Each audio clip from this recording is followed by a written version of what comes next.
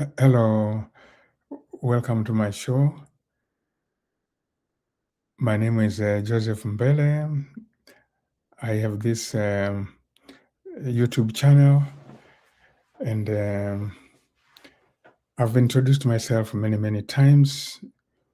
I am retiring from teaching at St. Olaf College in Northfield, Minnesota. I taught my last class on December 9. Other than that, I like working outside the college in different organizations as a cultural consultant. I have this YouTube channel. That's one of the activities I do, and I talk about culture, globalization, books and writing, education, things like that. Sometimes I have a guest on the show, and today I'm privileged to have another guest. She was here actually, was it yesterday or the day before? We did another video on African culture, and we decided to do a follow-up. And we are both excited about what we discussed the last time. I think it was 2 days ago. I will ask the visitor, my guest, to introduce herself again, please. Welcome everybody, and I'm Lulu Kililuck, a writer, and I think this should be considered as a continuation of the other the last video that we had on the ambiguity in African culture. So we're talking from the first paragraph of this book, Counterclockwise, and also we'll be going into some of the things that Professor Mbele wrote in his Chickens on the Bus. And then we'll also be going into this what Professor Mbele wrote on African Americans and Africans. So we are going to also make some comments on the comments that we received about the universality of the topic, which is something that is important for other cultures to also talk about. So thank you, and we hope we have fun doing this together. Yeah, thank you. Thank you. So that's Lulu Kililuck from Cameroon, and we have had plenty of conversations about African culture. And if you go, around my YouTube channel, you'll see some of those conversations, or you will see those conversations. We were excited about our last one enough to decide to do a follow-up. We talked about complexities of African culture and issues of relations between men and women. And we decided maybe we can focus a little bit more on the issue of raising children in the African culture, and particularly raising the girls. We wanted to share our views, our experiences, and then hopefully get some conversation going. There are some troubling things that we pointed out. And maybe if we can understand a little bit how we raise the children, what expectations African parents have, and the values they inculcate in the children. Maybe if we just talk about that a little bit. So if I may get this, thing started, let me say this.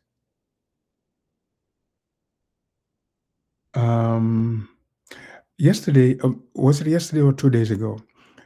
I mentioned the novel Things Fall Apart. in response to what Lulu was saying, in order to prove or illustrate the point of how men are brought up, how they are socialized, and the values of manhood and all this. I thought about things fall apart. It seems to me today, when you talk about girls, we can start with that novel again, because the main character, Okonko, has a daughter. He has a son as well. And he's a very conflicted man in terms of his expectations. He thinks the boy is not behaving the way a boy should behave. He's behaving like a girl, and he's disappointed. On the other hand, he looks at his daughter, and she embodies the qualities he wishes, were the qualities of his son. He actually says at one point, I wish she was a boy. He is conflicted in that way. So maybe that's where we can start. Expectations of parents and how they raise up these kids, the girls and the boys. Yeah, we'll look at not specifically expectations of parents. For me, I think we should look at expectations of the culture as a whole, Mm-hmm. because parents might also have their own influence, which might not be based on Mm-hmm. culture, but what the culture asks them to do and how Mm-hmm. to raise their children. Mm-hmm. And I look more at, like, in Counterclockwise, I talk more about the power and privilege structures that are Mm-hmm. embedded in our culture, because Mm-hmm. it starts, yes, they start defining it from childhood. It's not Mm-hmm. something that when people go older, then they start understanding it right from childhood. When you are all toddlers and keeping around and barely able to stand, you're all children. You're Mm-hmm. treated with the same affection, the same love. There might be some cases where the male child is treated differently because the culture favors having a male child. Mm-hmm. Yes, the male child might be treated differently, but at least at that point, let's say your power and privilege is almost at the same level. Mm-hmm. But once the children, they start growing up, you Mm-hmm. start see the segregation between the male child and the Mm-hmm. female child.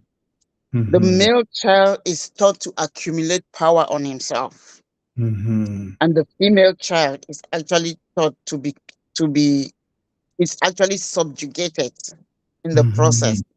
Mm-hmm. So, they teach the female children to surrender their power to the male child. Mm-hmm. There might be something going on in the house, like you need somebody to fetch firewood. Mm-hmm. You are the woman cooking, and they Mm-hmm. will still tell you, "Oh, your brother is busy. You go into the woods and fetch that firewood. You will Mm-hmm. fetch that firewood. You still come and cook and still serve food to that your brother who is sitting idling there just because he is a man, and by culture they don't have to send him."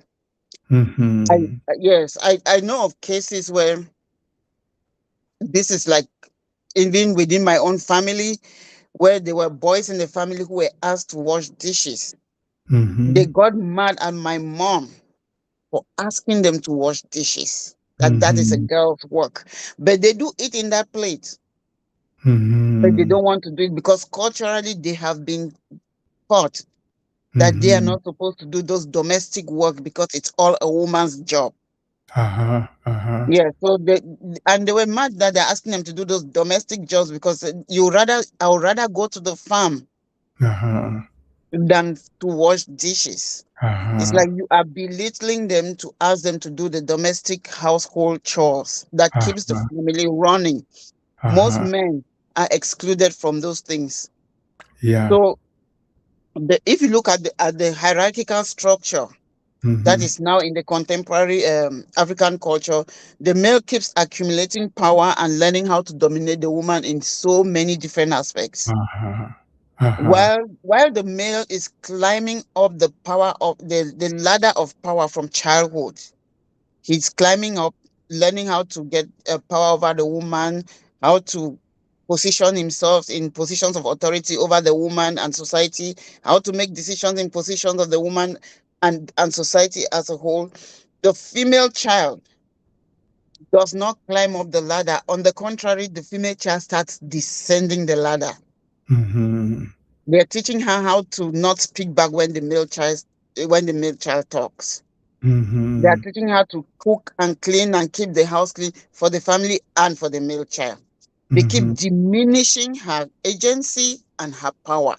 Mhm. So she doesn't, after childhood, she doesn't climb the ladder of power, she descends. Mhm.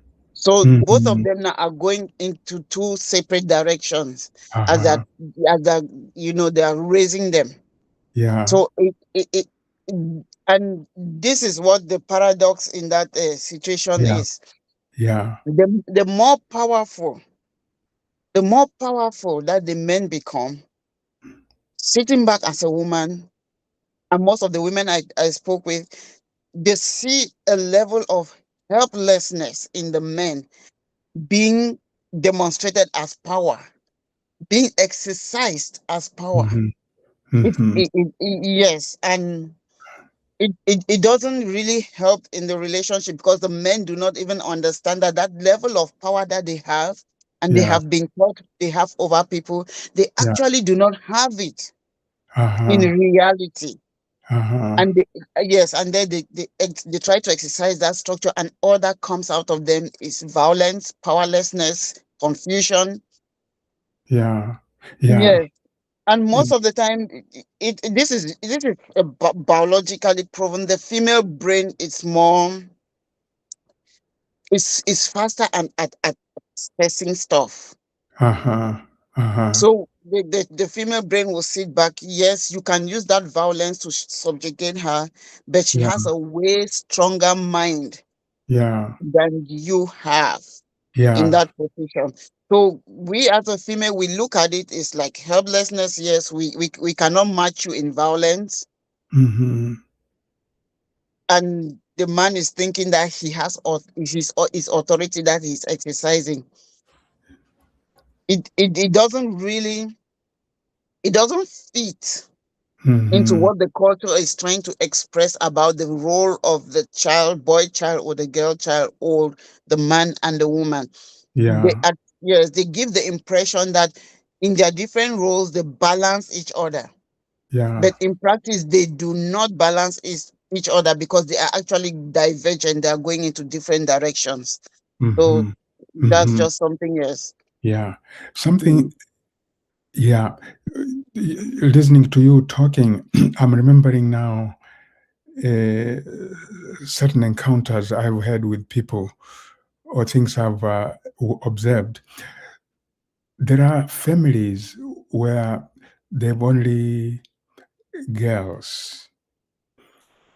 Um, and from what you are saying now, that's non-problematic. The girls will help the mother do all the cooking and everything and everything. There are families where, um, and I've heard this now, I've seen this in my own life, where they've only boys. And I remember a case, I will not be too specific and name names, where the mother told the boys all the time, I've only boys, you guys. You will have to fetch the water. You will have to do the firewood. You will have to help the kitchen work and all this. So, yeah, there are situations like this where boys, not having sisters, they are compelled to do what the mother says. And she's right. You have to do the cooking. You have to do this. You have to do this. I really like those kinds of situations which subvert the conventional, the stereotypical roles. Also, Yes, that they have been culturally assigned to yes, do as men. It actually and subverts because the men feel the as their mother asking them to do that, they yeah, will do it out of obedience, that they obey have your to, parents. they have to, and she gives them Yes, no it is option. not because they are convinced it's something No, that they have to be doing. Yes. yes. Yes. Mm. Now, the funny thing is this. Um, I came to graduate school in the USA, University of Wisconsin. And one thing I realized, first of all, was this: having grown up in that, you know, stereotypical way, where my sisters were doing, the cooking and other things. First thing I found out was, because I didn't have these opportunities when I was growing up, I was unable to cook. And I'm stranded in Madison, Wisconsin, with no woman around, or no sister, no mother. It was a challenge. What do I eat and when? How do I prepare it? The handicap was there, very Mm, visible. mm. Um, but there were also some Nigerian men with us, and those were very good cooks. With Yes. Nigerians, I used to ask them, how come you guys cook so well? They told us, our mothers, made us cook. And I found this to be very fascinating.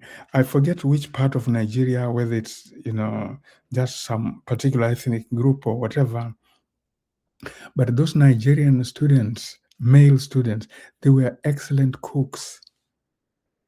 They could do all the elaborate preparation, and they could do all the ingredients. And I was looking at them like, I wish I could do some of this.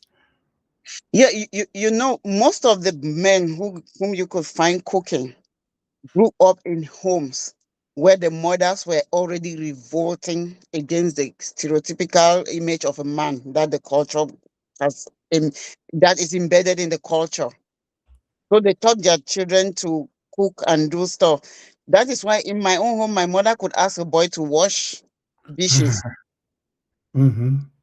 She brought, but we had a lot of relatives coming from the village who were not Hmm. used to that. So it was Hmm. the relatives who were coming from the village who were still embedded in that African structure, who were Yeah, always revolting that they don't want to do the domestic work. yeah, But the yeah, boys who have grown up with my mother, like my mother's sons, yeah, they knew they had to do it. yeah, You could not argue. But those yeah. who came from other families that are still in that structure, that's why you could you can see the difference, what the culture does Hmm. to people who have not yet been opened, that that Hmm. stereotypical image Hmm. of a man is not it doesn't make a man useful in the house. Yeah, yeah, yeah. And Yeah. one thing I really liked about those Nigerian young men, uh, they didn't seem to have any qualms about doing the cooking. No. They embraced it as the most natural thing. The most natural thing. They would Yeah. have, their onions, their peppers, their this, and You see, that is why at the beginning I said we should be careful when we talk about parental expectations and hmm, what the culture itself demands. hmm, hmm, Yes. So those boys are coming from a structure where there were yeah, parental yeah, expectations yeah, that were yeah, completely different from what yeah, the culture demands. yeah, yeah. And so Yeah. one of the things that, because we want to raise these issues and get people thinking, you know, Mm. not only our African, compatriots, men and women, um, to get people thinking that there's nothing really natural about these things. That young boys can actually be brought up to enjoy the work that we believe is, you know, the work of women. That it's a matter of how we socialize them, and there's nothing innate, you know. Um, that cooking doesn't diminish a man. It doesn't diminish our stature, because part of the cultural values. Like, I remember growing up, and there was a man in my village who used to to to pound, grain, and people would laugh at that man. You see? as if it takes away something, from his status as a man, but he was just doing it. Yeah. And what we are saying here seems to drive home the point that we need to just desocialize ourselves from these kinds of beliefs. You know, you can still be a man even though you are pounding the grain, with the mortar and the pestle. Yeah. And I know for a fact in that village, maybe definitely in other villages in my part of the world, a man doing that will be the laughing stock, you know, of the whole community. And I think this is very unfortunate. Another thing is taking care of babies. I tell you, back in Wisconsin, um, we had a daughter, my wife and I, we had a daughter, and there was uh, you know, no nurse around to help, no babysitter. I had to do, you know, uh, everything that, mothers do except breastfeeding. Yes, I had to do all the things, changing the diapers, you know, bathing the baby, all kinds of things. But guess what? It taught me to appreciate, you know, the baby. And the baby got so attached to me, I was like the mother. And so I experienced the love of a little baby for a parent. And I really pity fellow Africans who don't typically get that kind of opportunity Yeah. to As experience the love there is of a something. baby, a little girl. Yeah. Yeah, there's something that you just talked about, that you experience the love of a baby, the attachment of a baby. Yeah. That is what most African men they miss in their lives. They don't experience it. They don't understand how it is developed. They don't understand that through nurturing, you develop that bond and attachment with your baby. That so when you see there is a child at home that does something, most of the African men always blame the mother for trying to take away their children from them. She is Mm-hmm. building a wall between my children and myself. Mm-hmm. The wall is actually the man who built that wall by not bonding with their baby that they do Mm-hmm. not want to nurture. Mm-hmm. And in Mm-hmm. turn, when it is damaging their relationship with the children, they turn around and blame the mother for Yeah. taking their children away from them. So those are Yeah. the things that the culture might tell you being a man is not to be able to, no, don't take care of your child, but it is actually damaging the bond between you and your Yeah. child. You Yeah. Yeah. even to adulthood, it will still be difficult for you to cultivate that bond between you and the child. Yeah. Yeah. And yes, they will keep going on. Oh, the mother is doing this. The mother does not want me to do this. The mother is influencing the children. The mother does. If they want to say something to their child, they cannot go directly to their child and talk. They'll come to you, Yeah. the mother. Can you tell your son? Can you tell your daughter this or that?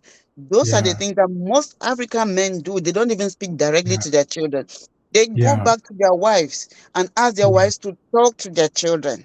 Yeah. They don't develop that bond with their children because they think they are behaving like the cultural man.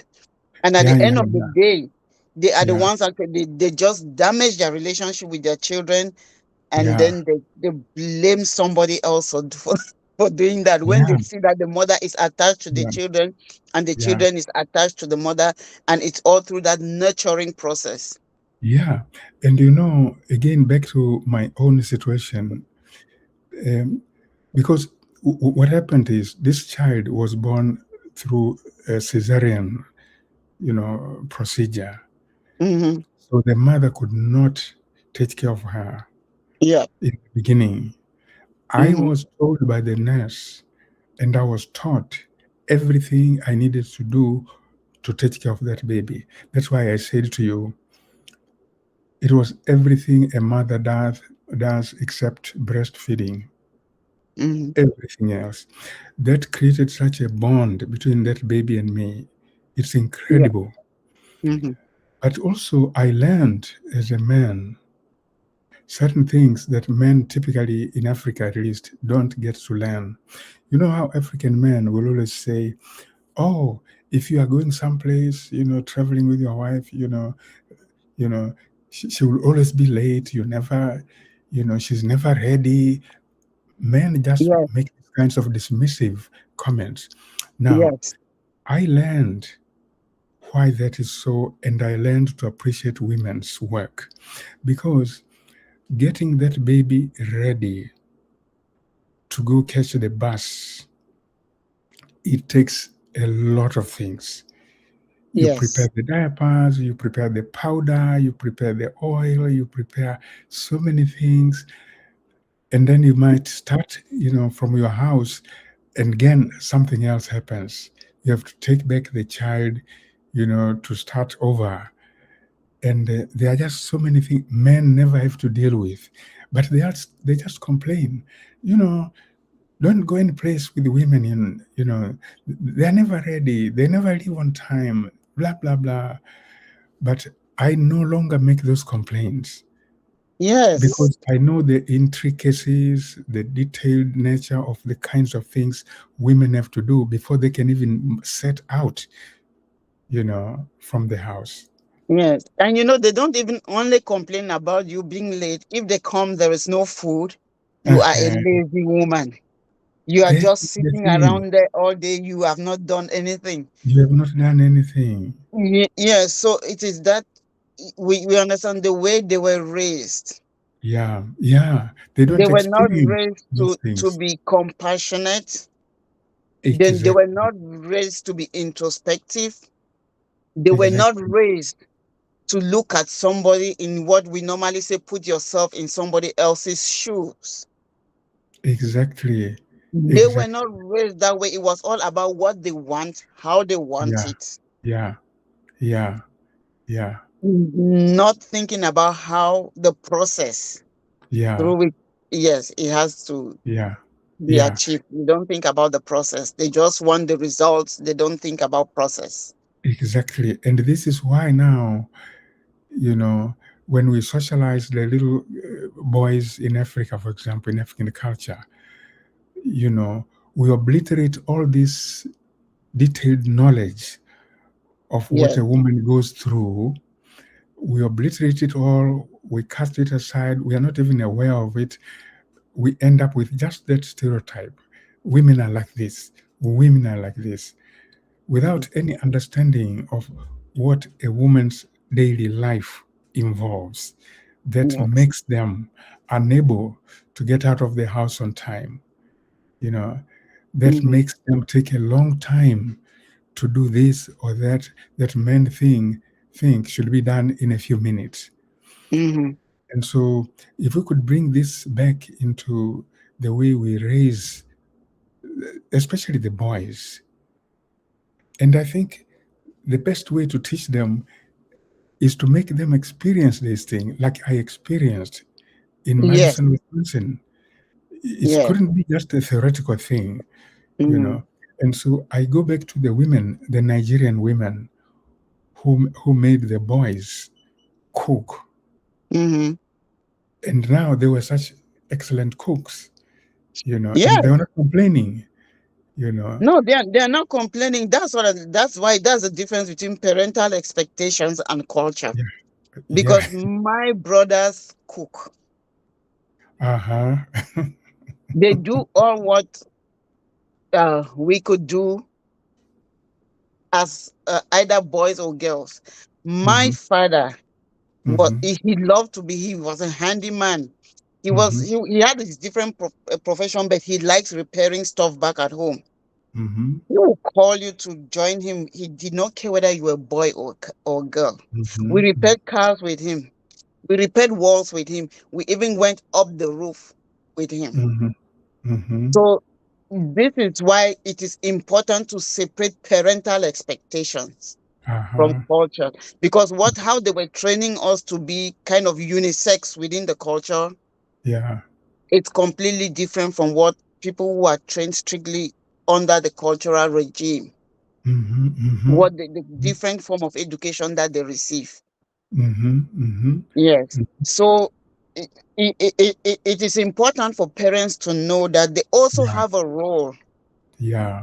to raise the expectations of their children, Yeah. Yeah. and don't get clobbered by the idea of cultural expectations for men. Yeah. If it's not going to be beneficial for your child, because Yeah.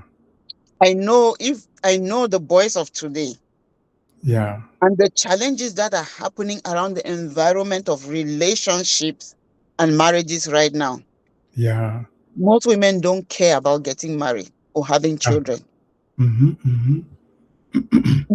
It's because they don't want to get into something that is so a burden that is supposed to be shared by two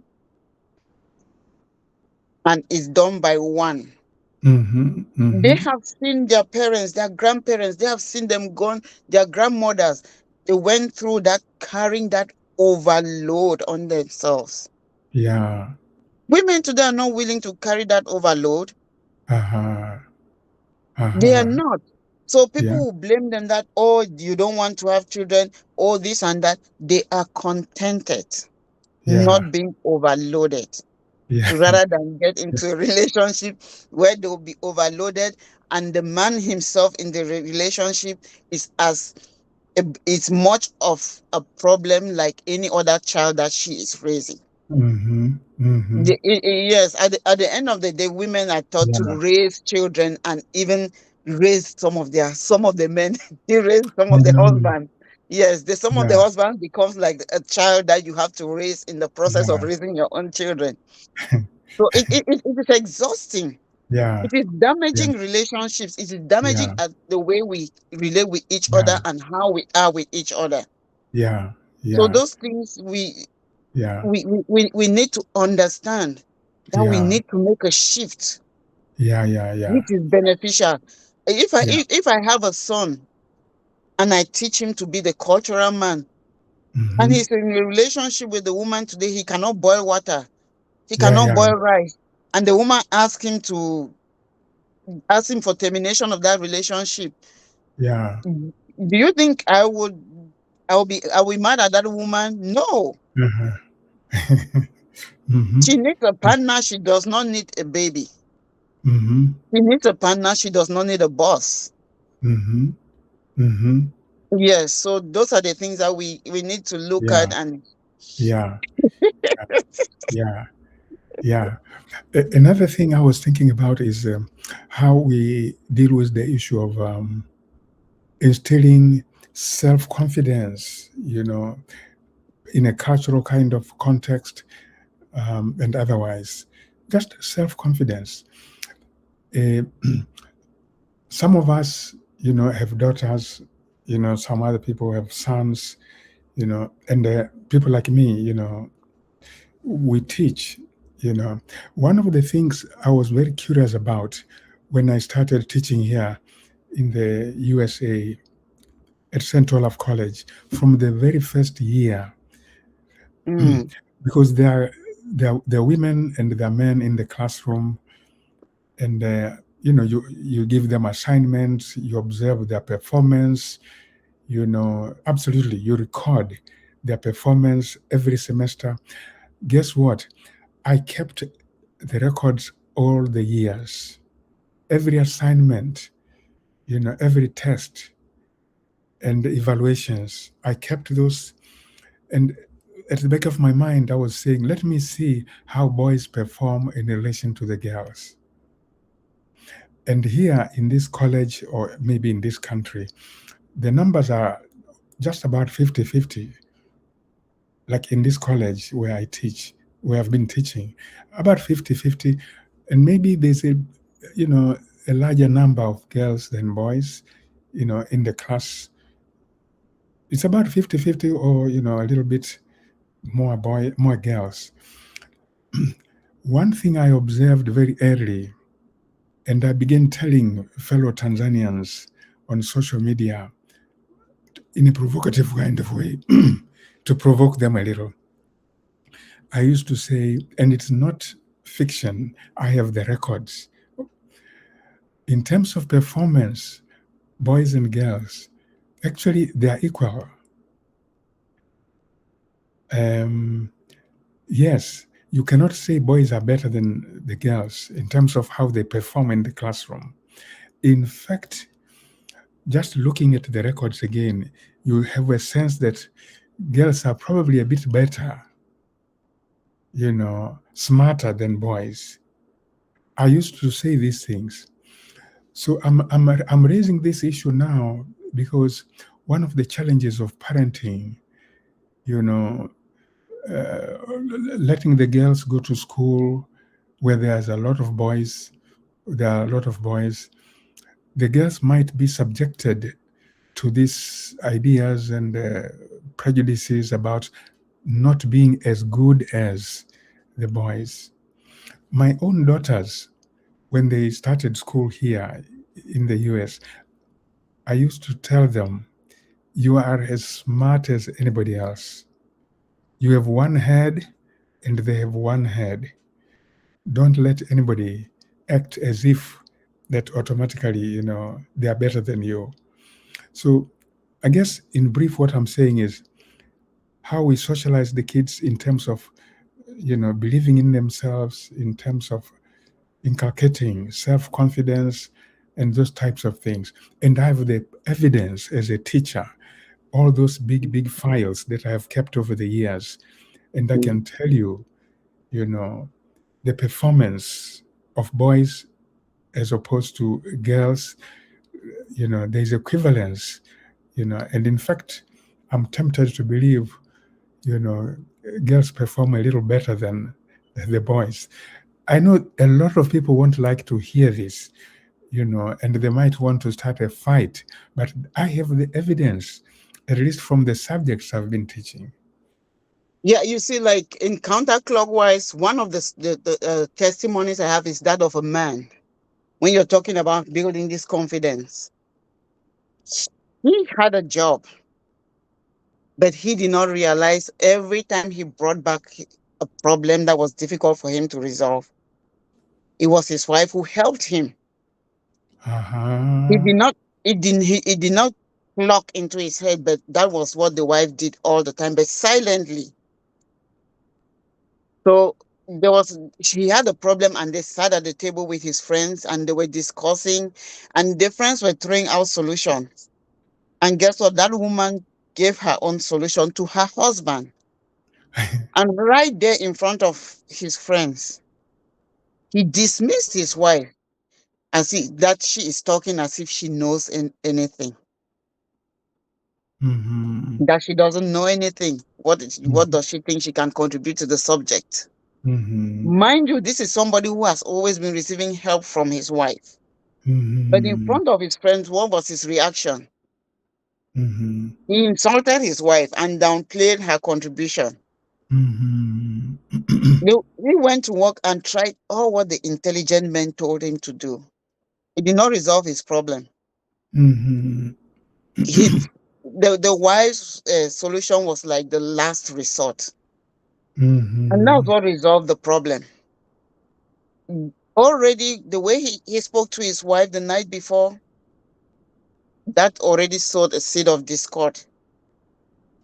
And to that wife, it was like the last straw that broke the Uh-huh. camel's back in that Uh-huh. marriage that day. Uh-huh. Uh-huh. Uh-huh. He came back home discussing with his wife that, oh, I solved that problem, but he was still too proud to explain to his Uh-huh. wife that I used your method. Uh-huh. Uh-huh. Uh-huh. But by that time he was talking, he had already destroyed. That was the last straw was the rudeness that she was rude to her in front of his friends. Okay. So he Okay. was talking to a wife when the wife was already like a wall now, a pillar. Yeah. He Yeah. was talking and he wasn't getting any reaction from the wife. Yeah. And that is that situation that sent him into a state of panic. Uh-huh. Uh-huh. He had to have a lot of introspection. Uh-huh. He had to go into himself and ask questions. Mm-hmm. It's not that he didn't like his wife, but he just didn't realize his wife deserved respect from him. Yeah. Yeah. It You is that know, introspection that actually yeah. led him, and he knew Yeah. he had to respect his wife. Yeah. They mended their relationship, but it cost him his friends because Uh-huh. he realized, still hanging out with those same men, Yeah. they still don't understand what that respect meant. Yeah. That Ha. respect in that relationship for his wife. So sometimes people need to experience Yeah. the, Yeah. the, the, the impact of the brokenness that they bring into the relationship. Yeah. And maybe Yeah. it will help if they Yeah. become introspective. Yeah. Because Yeah. if you keep pointing it Yeah. out to them that they are broken, they Yeah. don't understand you, they Yeah. don't get it. That Yeah. if they feel the impact without Yeah. saying a word, because the wife did not say anything, but Yeah. it impacted him in so many other ways, and he Yeah. realized where he is now in his relationship is a result of his disrespect Ha. Ha. Ha. and lack of appreciation for his wife. And Yes. that is what he was not taught by the culture, to give that wife Yeah. respect and Yeah. appreciation. You He know, had to learn it himself. you know, the story you started off with reminds me of a traditional folk tale from Ghana among the Ashanti people. I have cited that folk tale in one of my papers. Uh, the title, there's a folk tale, it's called How Spider Obtained Sky God's Stories. You know, the Ashanti believe in different gods, divinities, but there's Sky God, the god of the sky, Sky God, Yeah. and he owned all the stories. Humans didn't have stories. It's a long story. But there was a challenge to human beings who wanted to get those stories. The god said, set up some challenges. Anybody who wants these stories needs to bring, there were three very difficult things to bring, you know, a python, and then hornets, you know, these stinging bees or something, Mm. and then some other creature, which are very difficult to capture. And no human being could capture those creatures and take them to the gods. Different human beings, different towns, they tried, they couldn't. Spider decided to go and try. He had no clue how to do it. And so he asked his wife, and the wife instructed him how to catch all those three deadly animals or beasts. She gave him specific instructions which enabled him to do all the three difficult tasks, one after another, until he got the stories. So I'm summarizing this, but at the bottom or below this video, I'll have a link to that story. Our ancestors, despite what the cultural practices were, it seems they had understanding of the potential of, you know, both men and women. They acknowledged.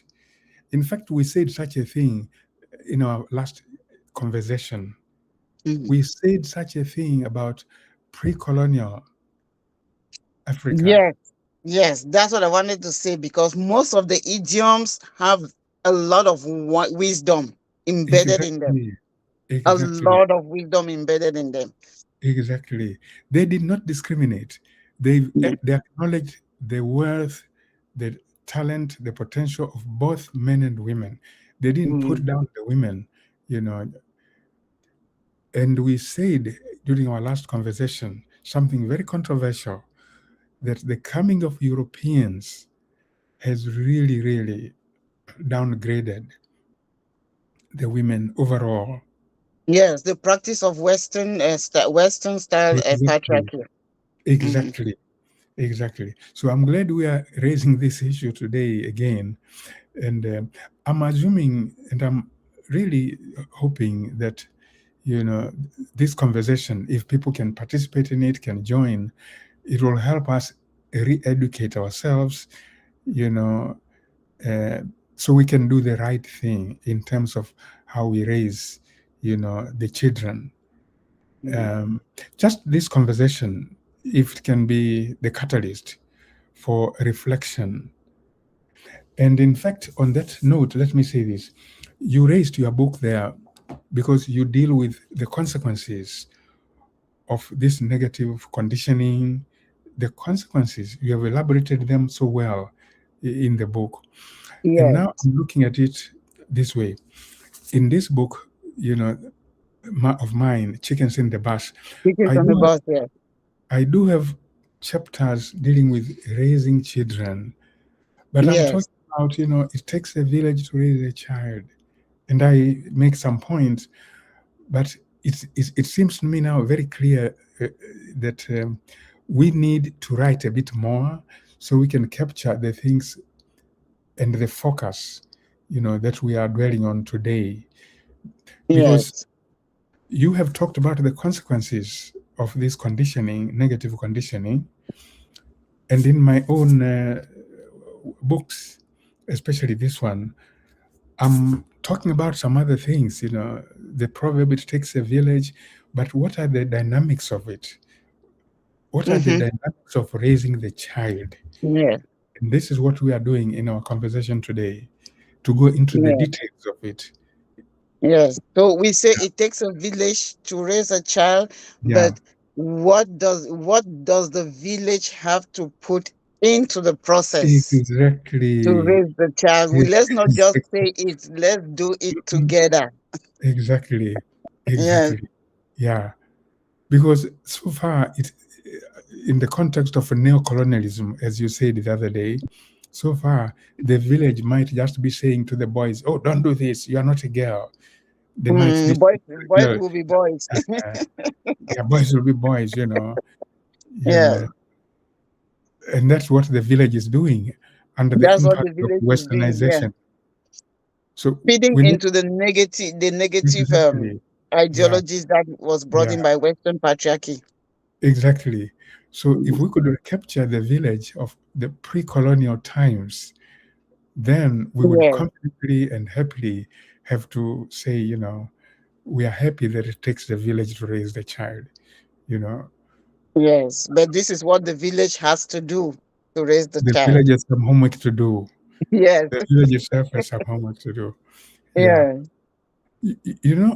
It seems we have opened a new chapter here, um, and there might be some real great topics ahead of us that we Oh, could yes. address.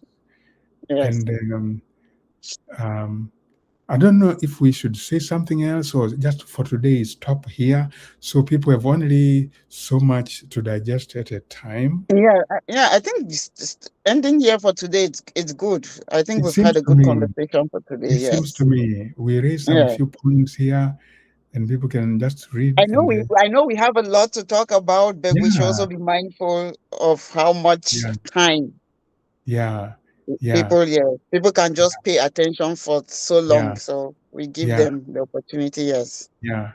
And since we Mm. mentioned these books, um, they are both available from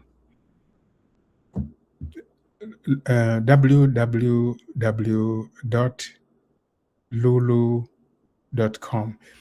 I'll put that information, somewhere below this video.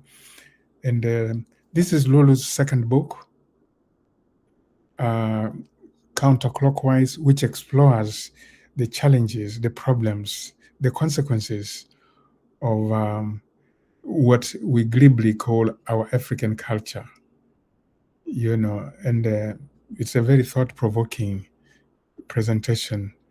We dwelt on the first chapter, the first paragraph of it during our last conversation, and today was just a continuation, a sequel to that conversation. Um, in my own way, I've also talked about some of those issues in my earlier book, Africans and Americans embracing cultural differences. Um, but it seems to me the more we continue these conversations, who knows, maybe we'll write a joint book at some point. Yeah, I think at some point we'll get there. We will need to write a joint book which will Yeah. probe deeper and deeper into these issues, bringing Yes. out the very serious challenges, that we have not been Mhm. addressing so far. And Yes. yeah, yeah. Again, I really hope our listeners will feel free to participate in this conversation. We are here, just being very spontaneous, raising issues, and we don't have the answers, but we are fascinated by the questions, and we are not afraid to raise those questions. We are not afraid at all. Mm. Um, so we both welcome you to put your comments, in the comments section.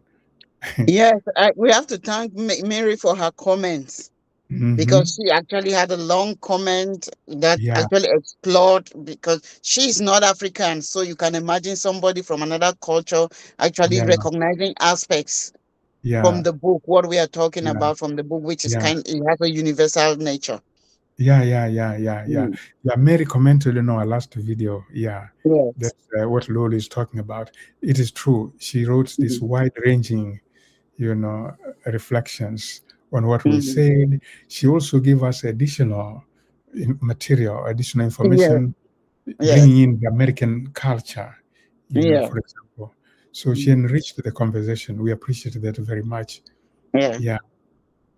So that's it Okay. for today, and thanks for watching. And feel free to follow us on this channel. We'll come back sooner or later. Have a very Thank nice you. day. Thank you.